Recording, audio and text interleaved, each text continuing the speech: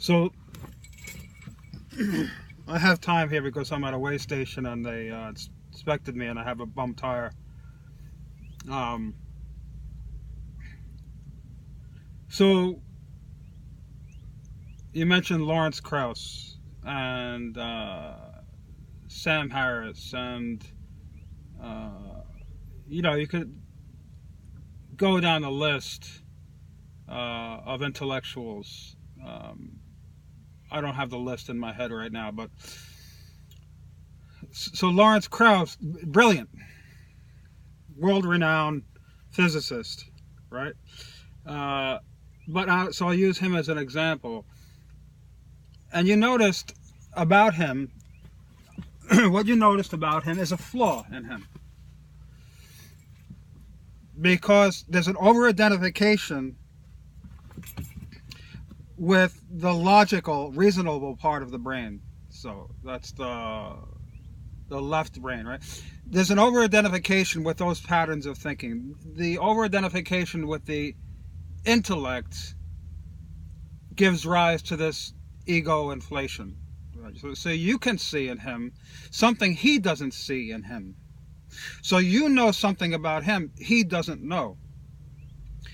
He may get inklings of it now and then, and extreme fear and insecurity in certain situations, but he'll choose not to look at those, to subvert those, to deny those, to suppress those, to rationalize his hypertrophy, this hypergrowth of intellect, of the thinking mind, right?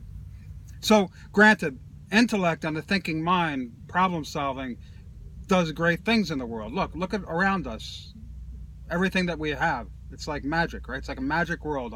If a person from 200 years ago would come today, they'd think this was a fucking world full of wizards, right? But yet, at the same time, this hypertrophy, this excessive growth, the reasoning capacity of man, the intellect, will ultimately, or it looks like, we're leading on a path of self-annihilation. And similarly too, because one can't sustain that imbalance. So along with intellectual prowess, there has to be a humility, a yin and yang, a balancing of that. And that's in from the heart. Or the intuition can be counterpoints to the intellect. So we see in the case of Lawrence Krauss, he makes fun of philosophy. He says it's all science. Science is all knowing. There's nothing we can't know. We can know without science. And look where it's gotten him. Maybe with a little bit more philosophy in his life, he wouldn't be in the situation he is now. Tainted. His career on the verge of being ruined from these accusations. Everyone's calling forth, yeah, this guy was really an asshole.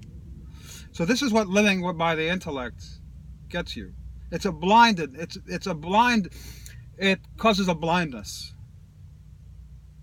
Again, for problem solving, for figuring things out, for useful purposes, but not as an identification. And the intellect is nothing more than a facet of the mind that's the thinking mind. It's useful in certain situations. Like you say, of all the tools you could have, what is the most powerful? Well, the most powerful would be a nice a 9mm handgun, right? But you wouldn't use that to open a can of beans.